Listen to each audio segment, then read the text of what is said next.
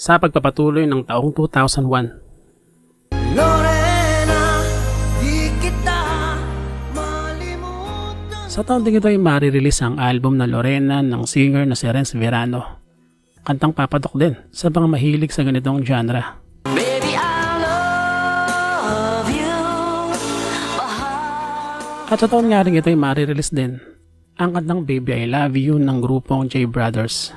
Isang kanta rin na kahit ayaw mong kabisaduhin ay magugustuhan mo dahil sa ganda ng lyrics nito at ng melody na hanggang sa ngayon din ay patuloy na pinakikinggan ng mga Pilipino.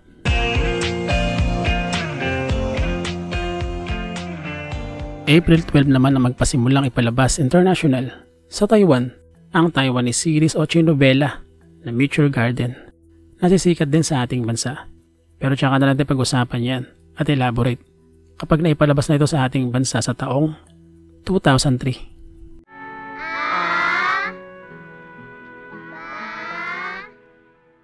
Isang drama film naman ang aantig sa puso ng mga Pilipino na ipapalabas April 14, 2001. Ang Bakada Ina na pinagbidahan ng powerhouse tandem nitong sina Lorna Tolentino at Albert Martinez.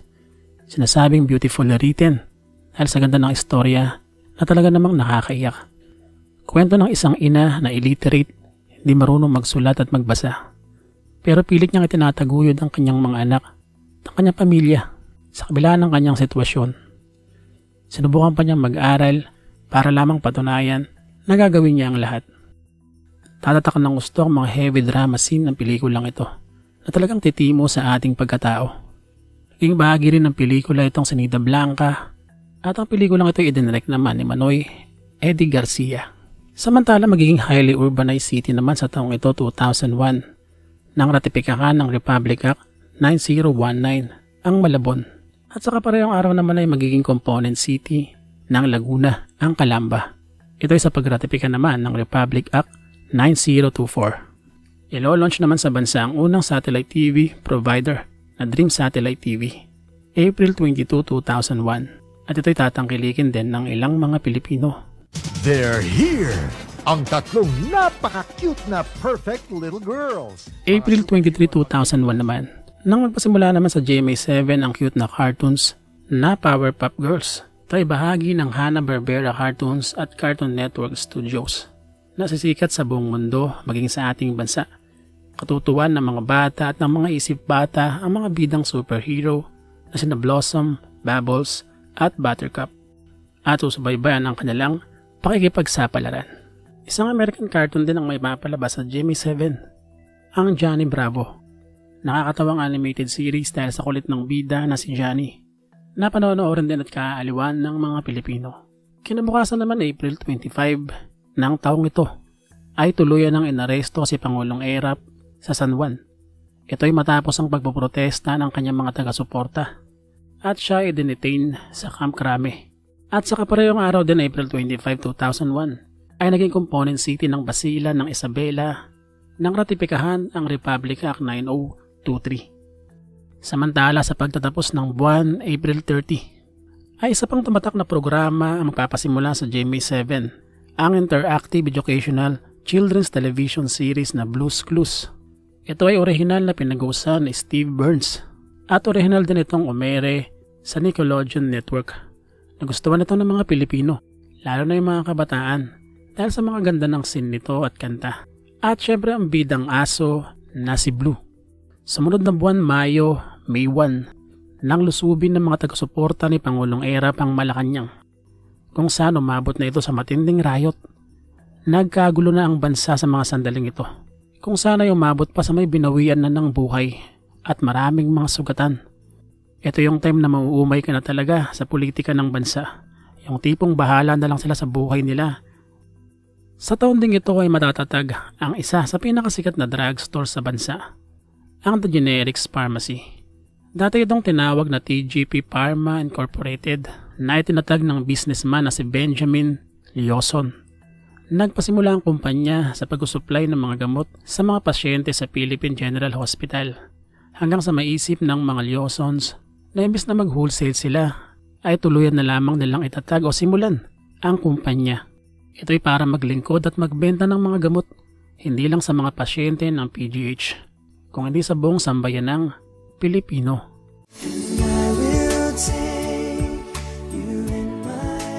Sumikat din sa taong ito ang kantang This I Promise You ng American boy band na NSYNC, na bagaman bahagi ito ng 2001 album na No String Attached, ay naghit ito ng gusto sa ating bansa sa pagtatapos ng 2000 hanggang 2001. I'm cute, I'm cute, I'm cute ng Pokemon, I'm cute, I'm cute. Isang kanta naman ni Willie Revillame ang eksena sa taong ito 2001 at kaaliwan din ng mga Pilipino. Ang cute ng Pokemon. Hindi na kinakailangan ng paliwanag bakit ganito ang title ng kanta nitong si Willie. Ikaw nang bahalang umintindi. Ito'y mula sa kanyang album na Parental Guidance.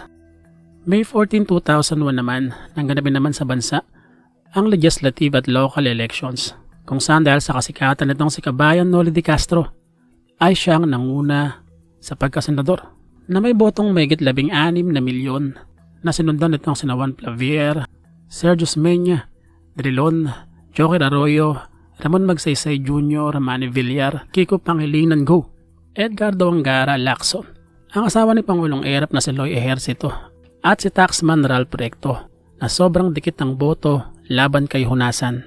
Kaya naman umabot pa sa Supreme Court ang desisyon na ito nga si Senator Recto talaga ang nanalo sa bilangan. Nakibahagi rin sa eleksyong ito sa pagkasenador ang sikat sa panahon ito na si Eddie Hill bago pa siya tatakbong Pangulo sa taong 2004.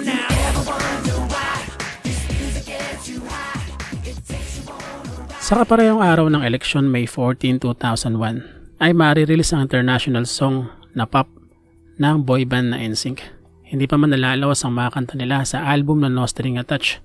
Agad namang sisikat ang kantang ito na mula naman sa album na Celebrity na marirelease din sa taong 2001.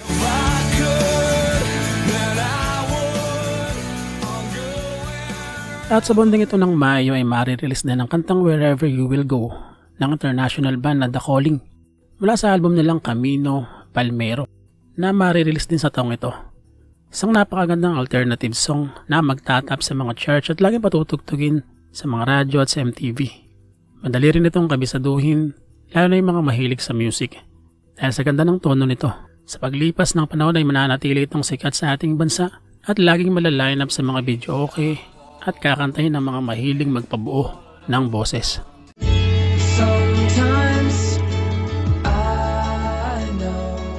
At sa kaparehong araw din marirelease ang Binocular album ng American singer na si Kevin Winston Rudolph na binansagan ding Binocular.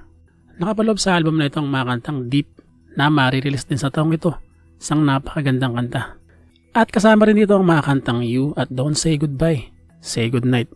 Naganap naman May 27, 2001 ang muling paghasik ng kaguluhan ng grupong Abu Sayyaf. Ito yung ang kidnapin nila ang 20 katao sa Dos Palmas Resort sa Honda Bay sa Palawan. Matapos mang hostage ay tumakas ang mga ito kung saan hinabol sila ng mga sundalo ng gobyerno. Sinasabing tumagal ng halos 1 taon ng hostage crisis na ito kung saan ay nadagdagan din ng bilang ang mga bihag o hostage ng Abu Sayyaf. Dahil habang tumatakas sila at nakikipagbakbakan, ay nangingidnap pa sila sa kanilang mga nadadaanan sa basilan. Sinasabing umabot ng mahigit 100 ang lahat ng nabihag nila at ang iba rito'y napatay. At kung mapapansin mo rin ay maraming mga footages ng hostage crisis na ito. Ito'y dahil kasama ng mga bihag ang ilang mga local at international journalist na sinasabing minsang binihag din ng Abu Sayyaf. Sa pagpasok ng buwan ng Hunyo ay patuloy ang bakbakan ng AFP at ng grupong Abu Sayyaf. Ito'y dahil nga sa kanilang pang-hostage kung saan magaganap na ang Lamitan Siege. June 2, nang pumasok sa bayan ng Lamitan ng mga Abu Sayyaf. Pinasok nila ang mga ospital at simbahan at ng hostage ng pare, medical staffs at maging ng mga pasyente. Pinaligiran ng mga kasundaluhan ang kinalalagyan ng mga Abu Sayyaf nang sa ganun na hindi makatakas ang mga ito.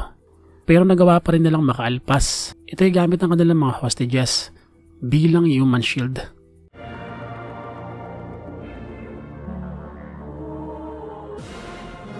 June 6, 2001 ay magpapasimula sa ABS-CBN ang horror documentary na Verum S.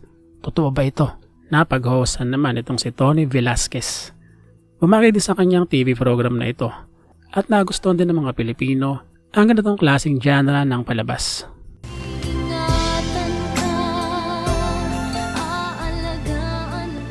Magpapasimula naman June 18, 2001 sa ABS-CBN pa rin ang drama series na Sa Puso Ko Iingatan Ka na pagbibidahan naman ang tambalang Judy Ann Santos at Piolo Pascual.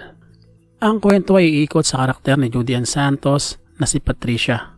Natapos ang teleseryeng ito February 14, 2003. Nang dahil sa pag-ibig, natutong magtiis. Sisikat din sa taong ito ang kantang Nang Dahil sa Pag-ibig ni Tutsi Guevara, isang ballad song na magugustuhan din ng mga kabataan dahil sa ganda ng lyrics at ng tono nito. Ang kantang ito ay magiging bahagi rin ng buhay ng mga Pilipino.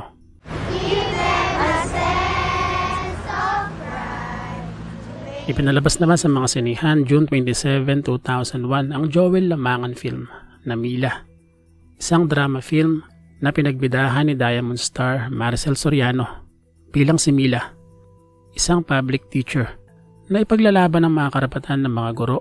Ang pelikulang ito na mula sa Star Cinema ay kapupulutan ng aral bagaman ginawa itong rated 18 ng MTRCB na hindi mo malaman kung bakit.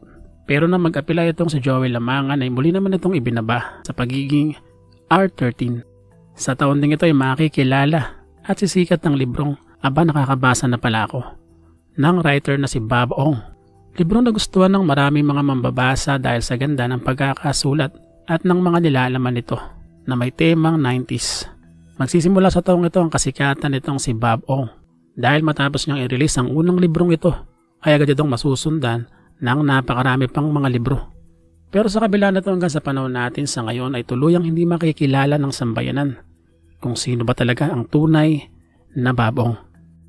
Abangan ang ikatlong bahagi ng 2001 timeline sa susunod nating mga videos. Muli maraming salamat sa inyong mga paos at see you sa next episode. Bye bye.